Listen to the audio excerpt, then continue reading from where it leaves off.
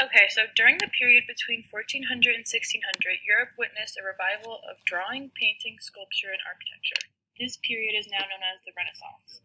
What caused the rebirth of the visual arts is unclear. One cause, however, was that the Church, who had been the biggest patron of the arts, had been racked in disagreements in the prior century.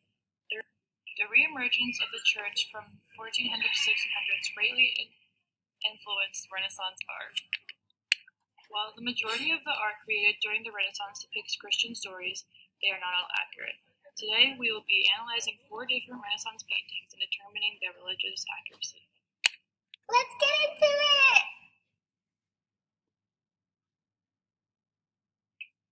The first painting we're going to dive into is The Tower of Babel by Pieter Bruegel the Elder, which is based off the biblical story of Genesis 11. The landscape in this painting is very green and plentiful, with long hills and plains projected in the distance.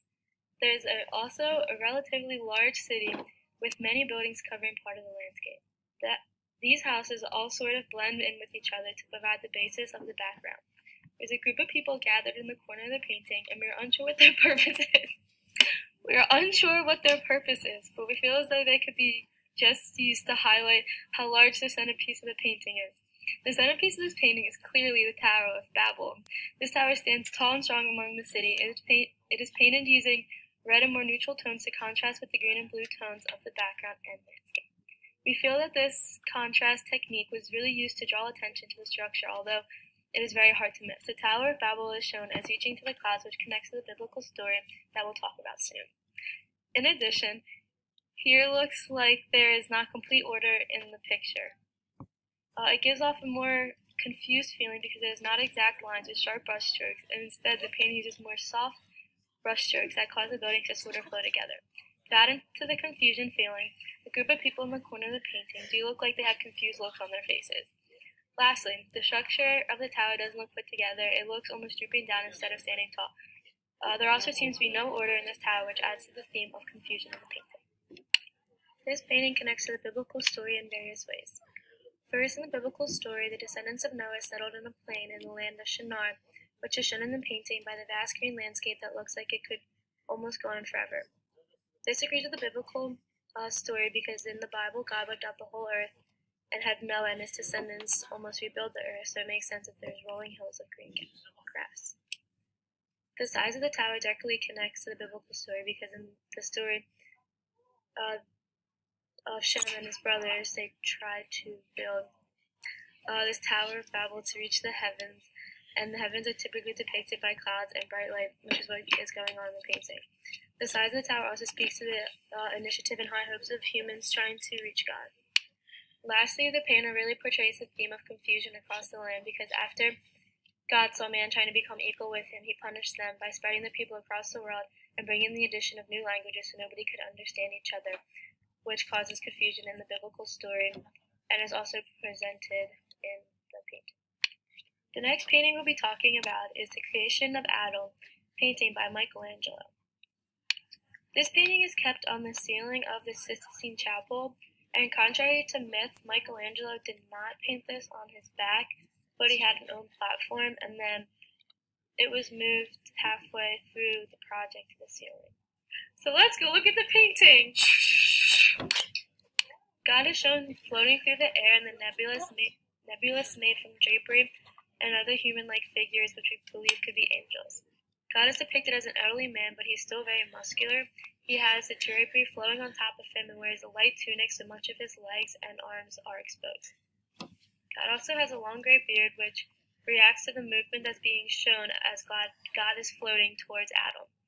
This is a much more intimate painting of God, and probably the most revealing depiction of God in the Sistine Chapel, and this characterization of God shows him as more humanly and takes away from his godlike power, but that is contrasted with the power that he is exerting in creating humankind.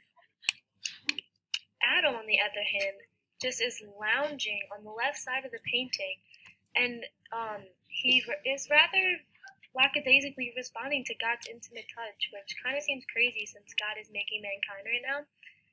And his body actually forms like a concave up shape, which really shows how he is open to God because he's facing him and he's ready to take on the role that and the power that God is giving him at this time. The angels in this painting seem to kind of be struggling as they're trying to kind of pull God away, and that also adds on to the movement of the painting because it looks like that God is going towards Adam, and the angels are kind of like slowing him down because he's trying to get to Adam. This painting also uses muted tones and kind of a light brushstroke feeling to give the painting this feeling of a very happy time, and it's bright in the painting, and everything just seems to be going really good. So, to dig into the Bible, this painting refers to Genesis 1 and Genesis 2, which are both stories of creation. And in Genesis 1, God made man from his image, and there was animals and fish, and the creative material he used was chaos and void. And when he made mankind, it was off of his word, which gives the whole transcendent aspect of God. Then in Genesis 2, God formed man from the dust of the ground, and he breathed in his nostrils to give him breath and life, and his action was very physical. This painting is different from Genesis 1 in the way that there's no chaos and void or anything. It's just very peaceful. Also, in the painting, it makes it look like that man was created and then God kind of came down and gave him the touch, like the spark of life. But in the Genesis story, or Genesis 1 story, it doesn't seem like that at all. Like, God just was already down here, just already on earth, and just snapped his fingers and God came. This is different from the biblical story because in the biblical story, men and women were both created at the same time, but there's no women obviously depicted in this painting. This is different from Genesis 2 in the way that the creative material used to create man was dust and breath. So God would have already been like with Adam at this time, and when he breathed into his nostrils, he kind of gave him life instead of simply touching his finger. This is also different from Genesis 2 in the way that the time human was made in Genesis 2 was on the first day, but in this painting it is depicted as the world just already kind of developed, and land and grass and everything, so that is what difference. And in my expert opinion, through Genesis 2, man is kind of the center of interest, and I think this painting really captures that because Adam is sitting there and is kind of just very lackadaisical, as I said before. So he's showing that he's more equal to God in the way that God is coming down so close to him. And also, Michelangelo depicts this because he made God look very humanly and very similar to Adam.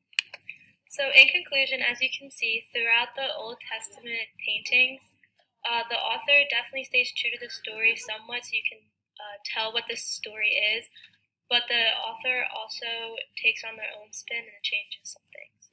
Now let's go to the New Testament! Okay, so the first New Testament story we're going to talk about is the Last Supper.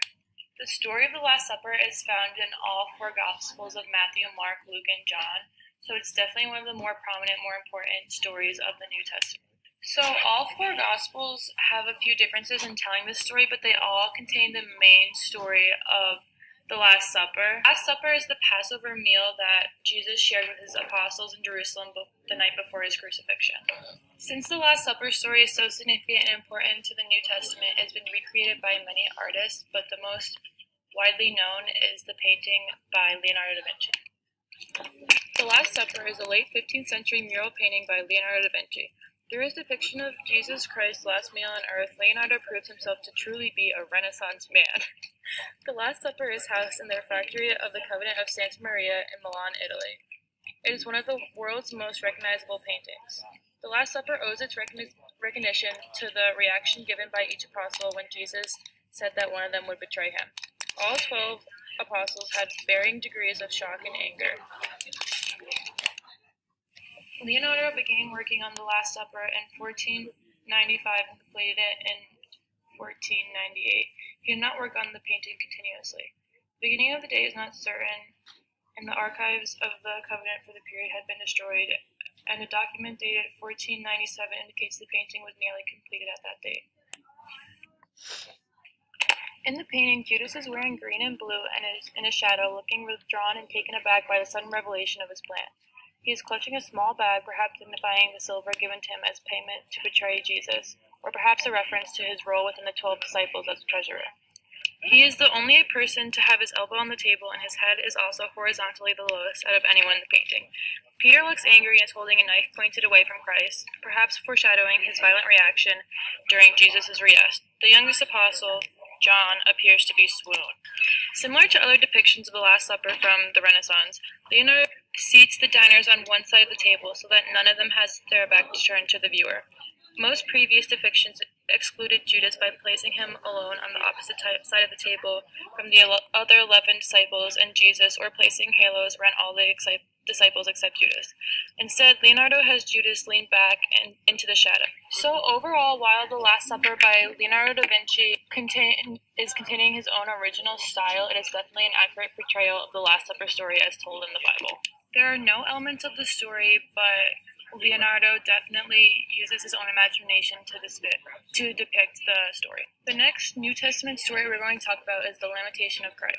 While there's no direct reference to this story in the Bible, many artists have depicted as Mary, the mother of Jesus, Mary Magdalene, and others weeping over the body of Christ after the crucifixion. Therefore, this story is referenced in the Gospels as the Passion of Christ. The depiction we're going to talk about is the Lamentation of Christ by Giotto. After the betrayal of Christ, the Lamentation of the Death of Christ is the most famous painting by Giotto in the Arena Chapel. The Arena Chapel murals consist of 39 sequential scenes pictorializing the life of the Virgin Mary and the life of Christ. The overall theme of the paintings is the redemption. The chapel's theme of salvation is probably due to the intention to expedite the sins accumulated by the family. In Giotto's scene of the Lamentations, Christ's body has been cut down from the cross and is surrounded by his weeping friends and family. His head is cradled in the arms of his mother, the Virgin Mary, who is the focus of the picture, while Mary Magdalene grieves at his feet, and John the Evangelist opens his arms wide in shock and anguish. The emotions of the mourners are expressed largely through their hands and faces, especially their mouths, which seem to tremble with grief. Their bowed heads and hunched bodies add to the overall impression of misery. The human figures are also given much greater three-dimensionality than normal, and he also creates a convincing impression of space, which leads to the additional sense of reality in the picture. These three factors, the first being the naturalness of Giotto's faces and expressions, the second being the sculptural nature of his figures, and the third being the depth he creates in the pictures, marked a revolutionary turning point in painting and signalized the demise of old traditions of the Byzantine art, which is flat, one-dimensional imagery. Giotto's innovations provided huge inspiration for Renaissance artists in Italy and France, and formed the foundation for the Florentine Renaissance and ultimately Renaissance art through all of Europe. So overall, it is difficult to judge this painting's religious accuracy because there isn't a true story of it in the Bible. However, it does contain elements talked about in other Bible stories and in the Gospels, so we would say that this painting is fairly accurate. In conclusion, While these paintings definitely strayed from their original biblical stories, The viewer can still figure out what story the artist was trying to portray, though. the Renaissance was truly a great period for religious artwork. The paintings depicting New Testament stories seem to be more accurate. We think this is probably because the New Testament stories are more backed with historical facts because we do have details of Jesus' life. So join us next week on Amanda and Paige's Biblical Podcast. bye for now. Wow. Okay, how do I turn this thing off?